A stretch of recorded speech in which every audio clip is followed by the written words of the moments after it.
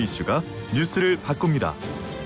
세상을 깨우는 황보선의 출발 새아침. 네, 청취자 여러분 활기찬 아침 보내고 계십니까? 황보선의 출발 새아침, 오늘은 하루 대타 김우성 PD가 진행하고 있습니다. 2부 시작할 텐데요. 사건인 법, 오늘은 구자룡 변호사와 함께합니다. 법의 눈으로 여러 가지 이슈들 지켜보는 시간입니다. 구 변호사님, 안녕하십니까? 예, 안녕하세요. 구자룡 변호사입니다. 네, 자, 오늘 이야기를 안 할 수가 없는데 바로 이건희 삼성그룹 회장의 사망 소식입니다. 일단 어떤 생각이 드셨는지요? 관련 뉴스 듣고. 제가 외국을 많이 나가보면은 핀란드를 노키아로 인식하듯이 한국을 삼성으로 인식하는 경우를 너무 많이 봤거든요. 그렇죠. 삼성을 세계적인 기업 반열에 올려놓으신 분이기 때문에 재계의 별이 졌다는 데 대해서는 좀 안타깝고 애석한 마음이 들었습니다. 네, 맞습니다. 좀 상징적이다라고 할 수 있고요. 또 여러 가지 의미들까지 얘기를 해보겠습니다. 그런데 일단은 가장 관심을 모으는 건 역시 재계의 가장 또 주식으로서는 가장 부호시기 때문에 네. 상속에 상속에 대한 부분들이 벌써부터 뉴스가 오르고 있습니다. 세간에서는 상속 이슈가 더 중요하지 않냐라는 관심도 모으기도 했었는데 상황이 어떻습니까? 이건희 회장이 실제 주식으로 지금 재계 총수 중에 1위죠? 예, 맞습니다. 좀 압도적인 1위시고요.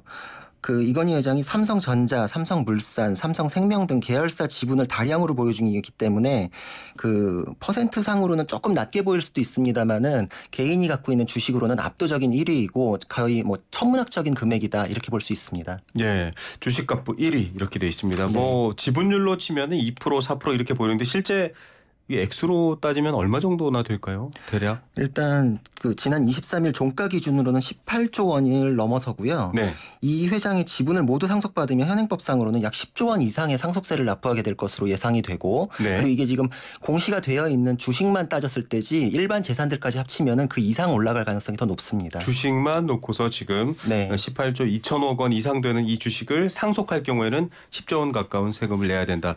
이게 사실 보통 이 일반인들, 평범한 네. 분들도 상속에 대한 이슈가 있지 않습니까? 예, 부모님이 맞습니다. 돌아가시거나 했을 때 네. 심지어 빚까지 포함해서 그 상속을 받느냐 안 받느냐 이런 것들도 기간 안에 결정돼야 되고 이런 것들이 많이 알려져 있는 상식인데 네.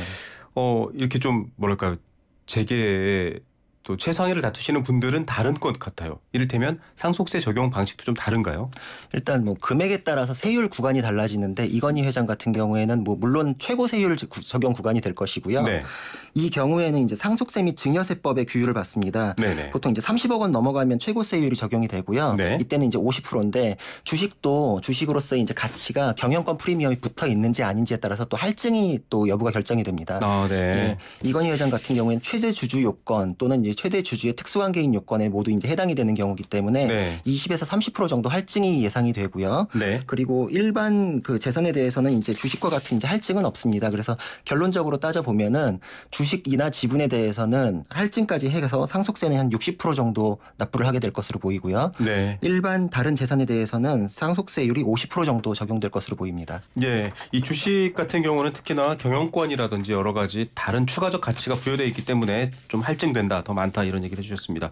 상속세 납부라든지 이런 것들도 일반적인 법 테두리라서 똑같이 적용받으시는 거죠? 예, 맞습니다. 원칙적으로는 이게 신고세라 그래가지고 네. 상속을 받은 사람들이 상속 재산의 목록과 그에 따른 재산의 이제 가치 평가를 하고 그에 네. 따라서 이제 상속세율까지 계산을 해가지고 신고를 하면 그에 따라서 이제 확정된 세금을 납부하게 되는 절차를 거칩니다. 네. 이게 이제 보통 이제 6개월 안에 이제 마무리 신고와 납부를 하게 되어 있는데요. 네네.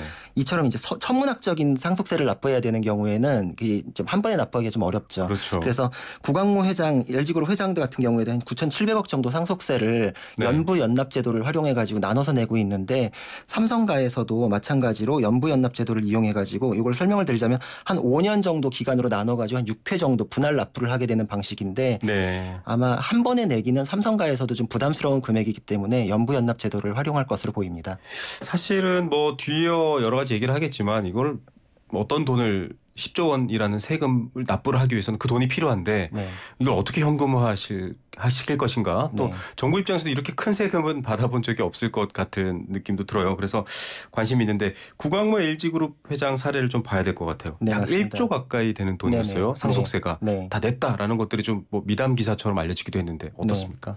일단 근데 뭐 상속에 대해서는 과거에는 좀 이제 뭐 편법적인 방법이나 이런 걸로 미리 정리가 되는 게 있었는데 요즘에 많이 투명해졌고 네네. 재계에서 이런 걸로 이제 형사 재판도 많았기 때문에 그렇죠. 공식적인 재산을 지금 뭐 세금을 안 낸다 이런 건 상상하기가 좀 어렵고 네네. 삼성의 승계 작업과 주식의 문제, 상속의 문제가 다 맞물려 있습니다. 네. 이런 것들이 지금 정리가 된 나머지 부분이기 때문에 이 부분은 아예 처음부터 이 부분은 납부한다. 네. 10조 원이 넘는 금액이지만 삼성가에서는 네. 이것까지 줄이기에는 부담이 있다. 이런 판단을 해서 여기까지 온 것으로 좀 추측이 됩니다. 네, 후계 승계라든지 여러 가지 뭐 지금 재판에 걸려 있는 부분들도 있고 이런 것들을 제외하고 오로지 고 이건희 회장의 주식에 대한 상속만 네. 놓고 봤을 때는 네, 정당하게 세금 다 내겠다. 네네 이렇게 맞습니다. 되는 부분이죠. 그럴 것으로 보입니다. 예.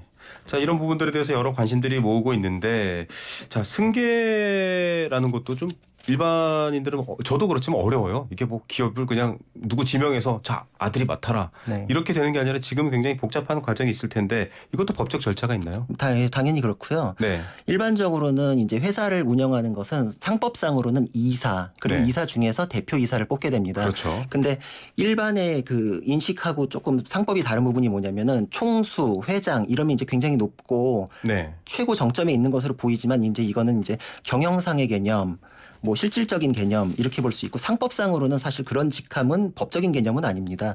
그러니까 이제 총수로서 회장으로서 영향력을 행사해서 대표이사로서의 역할을 하니까 아 대표이사 법적인 책임도 그래 똑같이 있겠구나 이렇게 생각이 되는데요. 네. 법적으로는 이사, 대표이사로서의 그 등기가 되어 있으면 그에 따른 절차가 진행되고 네. 실질적으로 뭐 공정위에서 총수로 지정은 되어 있고 영향력은 행사하지만 이사 대표이사로 등기가 되어 있지 않으면은 등기되어 있지 않은 비등기 임원으로서의 절차를 따르게 됩니다. 네. 그래서 만약에 지금 삼성전자의 지금 이재용 부회장이 회장으로서의 승계를 한다. 아마 이제 승계를 하게 될 것으로 보이거든요. 네네. 그 경우에는 그 직함의 회장으로 되어 있지만 그 비등기 임원입니다. 지금 현재 네. 이건희 회장도 그랬었고 네. 이재용 부회장도 지금 비등기 임원으로 활동을 하고 있기 때문에 그 원칙적으로는 등기 임원에 대해서는 주주총회에서 네. 결정을 하게 되어 있지만 이 경우에는 이사회에서도 결정해가지고서 회장으로 이제 등극하는 것이 가능합니다. 네. 그리고 지금 보통 이제 형사 문제가 이제 발생을 하면은 등기 네네. 임원이었던 경우에도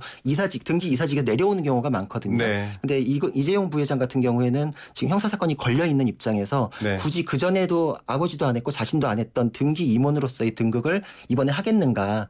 주주총회 통과 여부는 물론 뭐 법적으로는 쉽게 가능할 것으로 보이는데 그런 절차는 거치지 않고 이사회 절차만으로 회장이 되는 방식으로 아마 회장이 되지 않을까 이렇게 예상이 됩니다. 네, 방식은 기존의 방식으로 기업의 총수에 대한 부분들 뭐 여러 가지 법률적 용어가 아닌 부분도 있습니다만 그렇게 가겠다.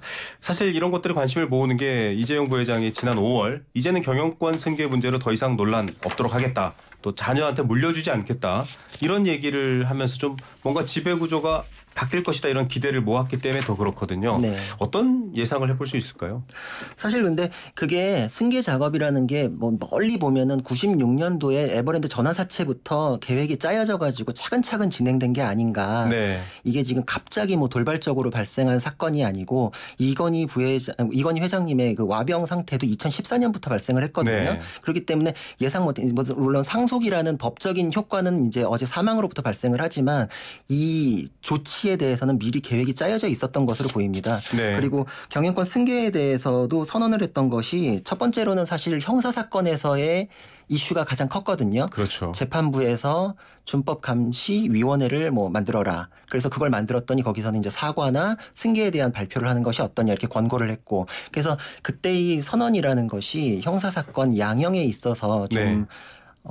재판부에 이만큼 지금 우리가 응하고 있다, 충실히 따르고 있다 이런 걸 네. 보여주기 위한 목적이 첫 번째였던 것으로 보이고요. 네. 그리고 두 번째로는 4세 승계를 하지 않겠다라는 것이 실질적으로도 제가 보기에는 많은 것을 포기한다 그렇게 보이지는 않습니다.